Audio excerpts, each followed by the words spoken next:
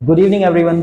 Payal institute of spoken class में आपका स्वागत है। मैं अमित आपके सामने सबसे पहले 5 इडियम्स जिससे आपकी वोकैबुलरी स्ट्रांग हो जाएगी। उसके बाद अपना एक्शन हम जो रोज करते हैं वो करेंगे।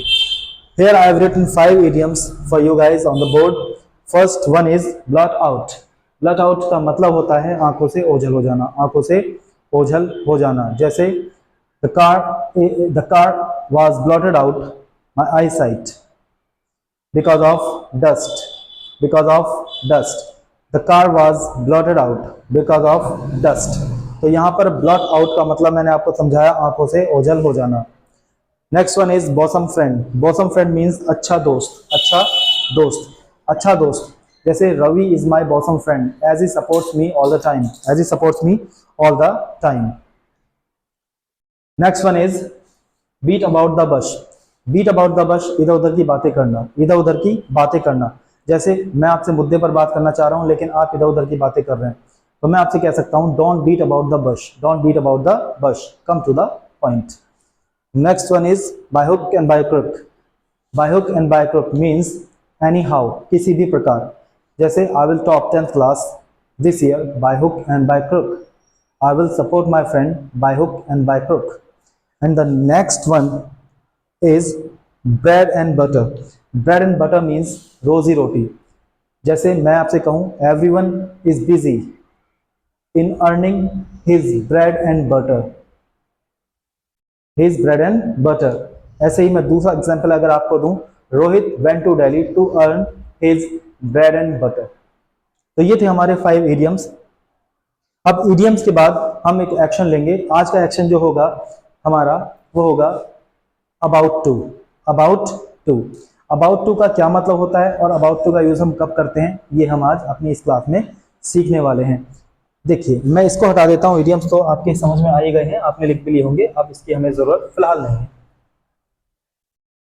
अब हम जो शुरू कर रहे हैं अपना, लिख रहे हैं अबाउट टू। अबाउट टू का जो यूज हम करते हैं वो करते हैं इज आर एम के साथ, इज आर एम। यहां आपका अबाउट टू। अबाउट टू की जगह कुछ लोग गोइंग टू का यूज भी कर लेते हैं। अबाउट टू और going to both are equal. Going to को हम लोग गोना भी कह सकते हैं, गोना। तो यहां पर मैं आपको सिखा रहा हूं अबाउट टू, या आप कह सकते हैं गोइंग टू, या आप कह सकते हैं गोना। यूज कैसे करते हैं, इज आर एम के साथ। कैसे करते हैं, इज आर या एम के साथ। सबसे पहले गाइस क्वेश्चन पूछते हैं। कैसे क्वेश्चन पूछा जाता है, हेल्पिंग वर्ब का यूज शुरू में करके। और हेल्पिंग वर्ब क्या है यहाँ पर, इज आर एम। बाकी बातें आपको पता ही है। सिंगुलर के लिए हम इज यूज कर सकते हैं, प्लूरल के लिए आर यूज करते हैं, और आई के लिए हम एम यूज करते हैं। तो मान लीजिए मुझे प्लूरल से क्वेश्चन पूछना है तो मैं कह सकता हूं आर यू। सिंगुलर के पूछना है तो मैं कह सकता हूं इज ही। कोई भी प्लूरल कोई भी singular. Are you about to start a new batch.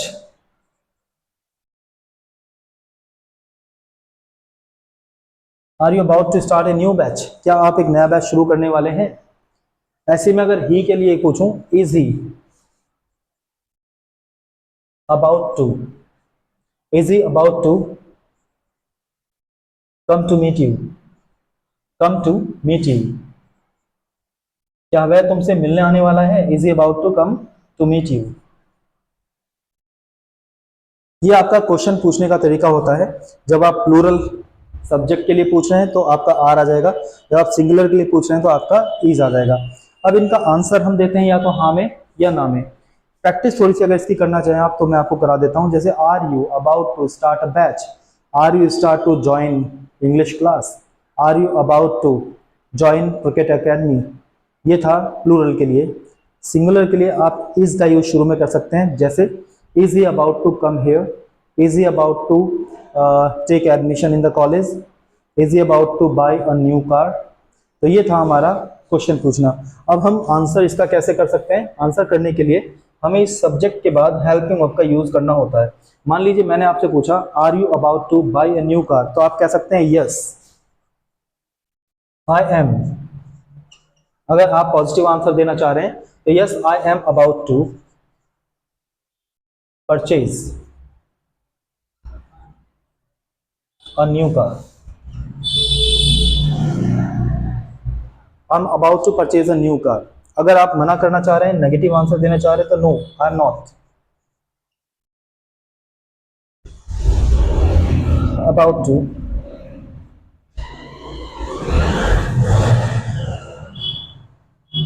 Purchase a new car. ये आपका आंसर हुआ।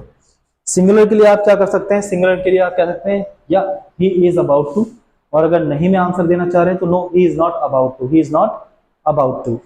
देखिए मैंने आपको एक चीज और बताई है, जहां आप अबाउट टू का यूज कर रहे हैं, अबाउट टू का यूज यहाँ टू रह गया मैंने लिख दिया, अबाउट टू का यूज आप कर रहे हैं, वहां आप गोना भी कह सकते हैं। जैसे are you gonna, are you gonna, gonna means about to, are you gonna start a new batch, yes I am gonna start a new batch, yes I am gonna start a new batch.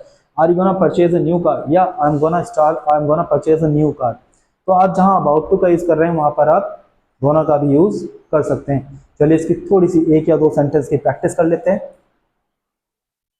Are you gonna buy a cycle, yes I am gonna buy a cycle. अगर आपको ना में answer देना है तो no I am not gonna buy a cycle. Are you gonna start a new batch, no I am not gonna start a new batch. और अगर मैं बैच स्टार्ट करने वाला हूं तो मैं कहूंगा yes I am gonna start a new batch. I hope ये वीडियो आपको समझ में आ गई होगी। तो अगर ये वीडियो आपको समझ में आई है तो सब्सक्राइब कर लीजिए, लाइक कर दीजिए, शेयर कर लीजिए। नमस्कार, धन्यवाद।